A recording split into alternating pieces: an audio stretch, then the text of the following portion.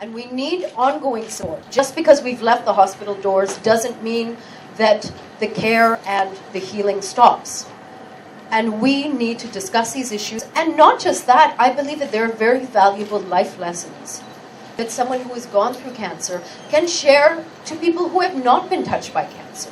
These are simply lessons in how to lead a better life. And that's what we're discussing here. So it's not just about, of course, addressing the fears that you have. Will it come back? When will it come back? How do I feel going in for a blood test? And those are very important issues that need to be addressed. And I myself feel them all the time because I'm, of course, living with a blood cancer. But also, we need to address, as I said, what does this new life look like? You know, we need to address how am I going to rebuild emotionally? How am I going to relate to the world? And what do I have to share? Because honestly, I've been through something, again, which is very profound, and don't get me wrong, I don't want to call it a gift or sugarcoat it or, you know, try to pass it on to anyone else. But for me, it has been a significant experience where I've grown so much as an individual, and that I realized that what I can do now, having come out the other end, and also benefited from so many people's support, from friends, from well-wishers, from other cancer survivors, from people around the world who gave me incredible support, the unsung heroes, the nurses that I came across, the people who sat by my bedside. Whenever I asked them, what can I do now? What do you recommend? Now that I'm on my feet and back in the world, they said, pay it forward. All you can do is help the next people, or share your story, and try to enrich people's life in some way. And that's all that I can do. I'm not an expert fundraiser. I'm not an expert in the medical sphere, but I can share my story and lend my support and just hopefully lend a little bit of hope in the world as so many people are fighting this disease. And that we need to understand that it's also easily prevented. And please look at a cancer survivor through a different spectrum. These are great warriors. And they have so much to share beyond just what they've been through physically. There is such a deep emotional and psychological transformation. They have a lot to share with the world, and let's give them a platform from which they can share that. And thank you, Devika, again, for being behind this. And thank you, Shona, as well, for organizing this incredible conference. Thank you, everyone, for being here. Thank you so much, straight from the heart, profound words, great support, encouragement for the women, as you call them, warriors. May I now ask Shona Nag, my sister in arms, to say a few words about how this conference came about and what to look forward at this conference to. Thank you, Devika, and thank you all for coming here today.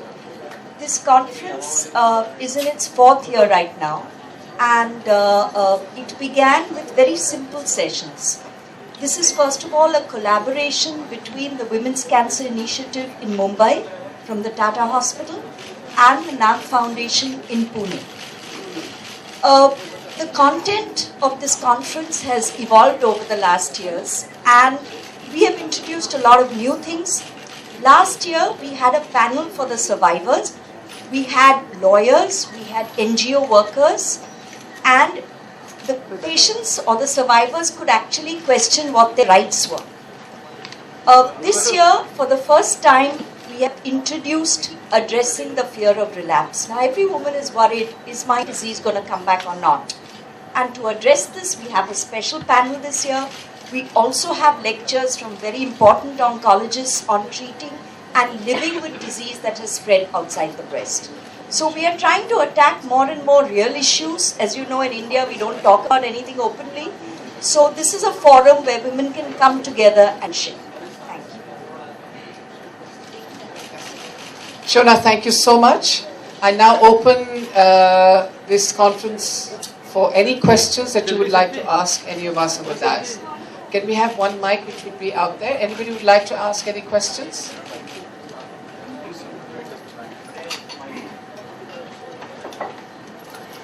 Can you pass the mic out? Yes. If you just stand up और आप कह सकते हैं आप कहाँ से हैं और किसको question पूछ रहे हैं?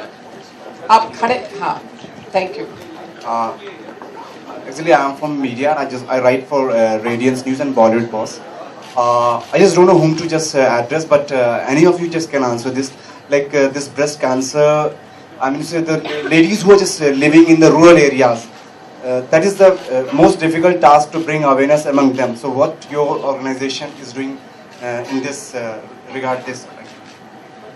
If you will see in the room next door, probably 60% of the women who are sitting there are Marathi and Hindi and Gujarati speaking.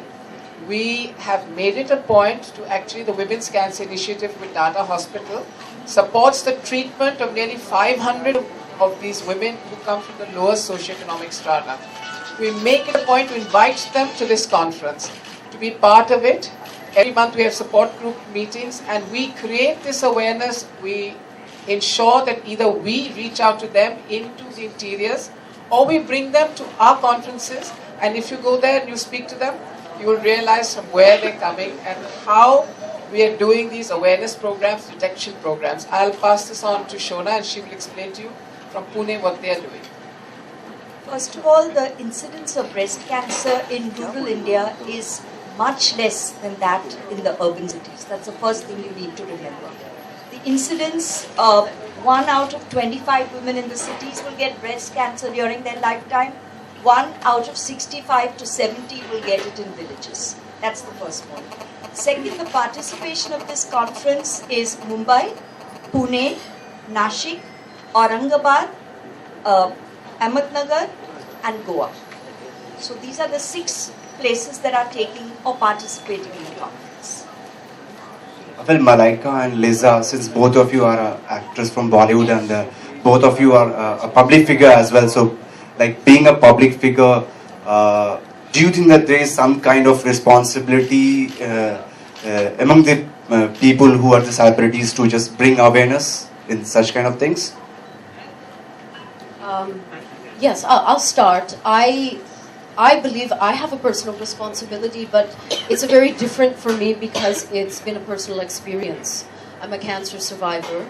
I was diagnosed with multiple myeloma, which is a blood cancer, in 2009, and is considered incurable. So I'm actually living with this condition.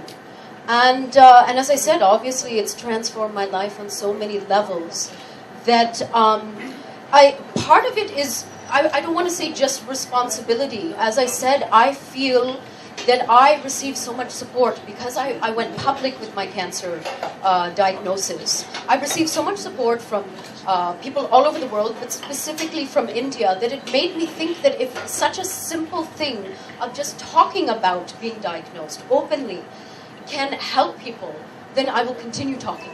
I will continue sharing my story as much as possible. And so obviously I feel a very personal connection with the cause of cancer, and I've been doing as much work as I can for the last 5 years.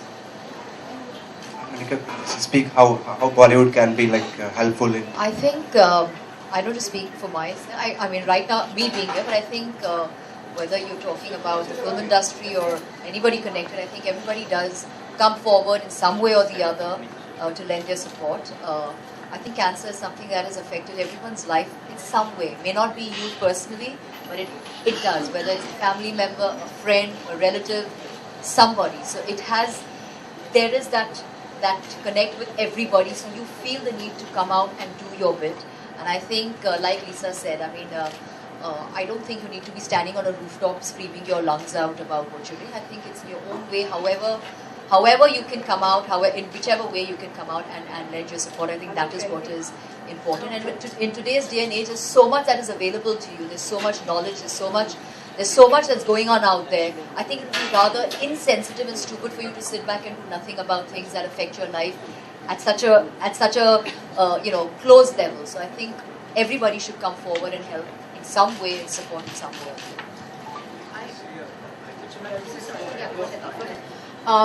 Of course, I do, again, agree with what Malaika said, that, when you're in, for instance, a more high-profile profession, obviously we have a greater access to the media. So it is a partnership. I'm adding with what Dr. De Cruz said. It is also the media's responsibility to start promoting a more accurate picture of what is cancer. There is so much misinformation out there. it's just shocking. First of all, and that's, again, one of the reasons that motivated me to talk about it openly, is because, in India, we still have this incredible fear factor around cancer. A lot of people are, first of all, they hear cancer and they think death. And that's not true.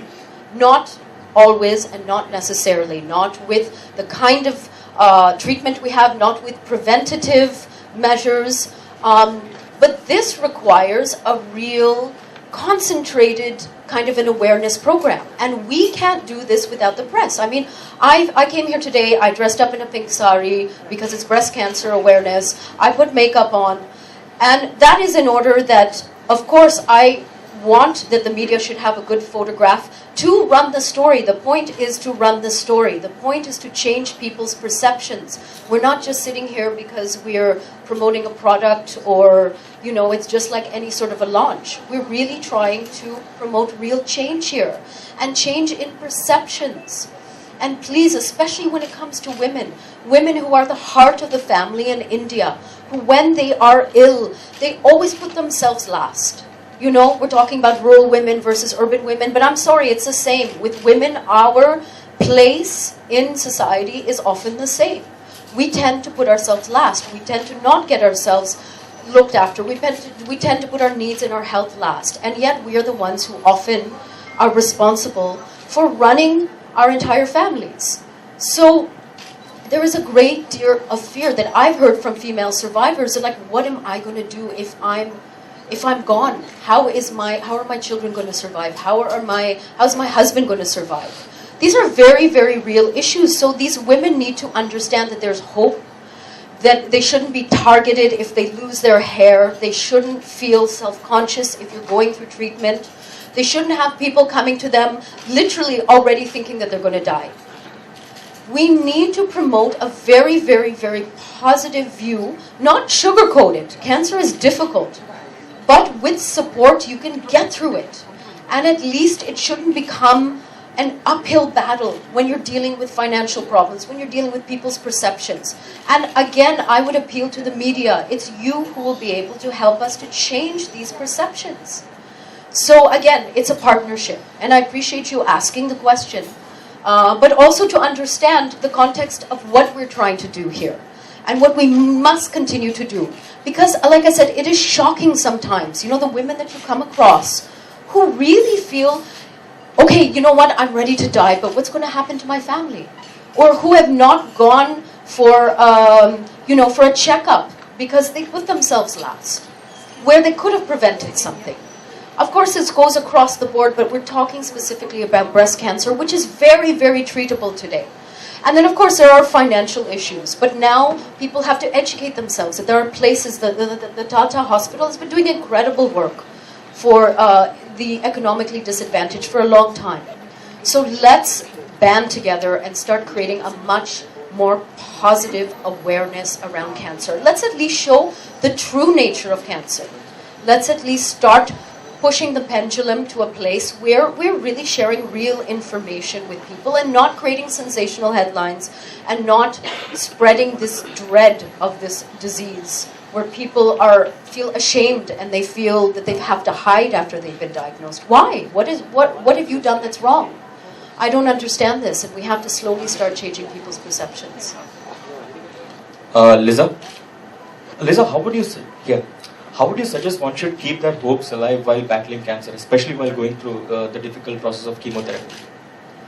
That's a very, very, very personal question. Very personal, so I can only talk about my own experience. But having said that, I drew so much support from people from across the world because I was open about my cancer diagnosis. It did make me very nervous to be very public because I didn't know how people are going to react. And of course, there's many other things to think about, which is, your profession, your career, your friends, your family, and things like that. But hope is available to all of us at any time. And whether it's cancer or whether it's so many of the other difficulties that we go through in life, I think what we have to understand is that life is not a cakewalk. And, some people understand that a little bit sooner in life, some people understand that later, And what you can do is, I believe, all we have within our control is your reaction to the situation. So if you can reframe it, if you can say, look, this is now an opportunity.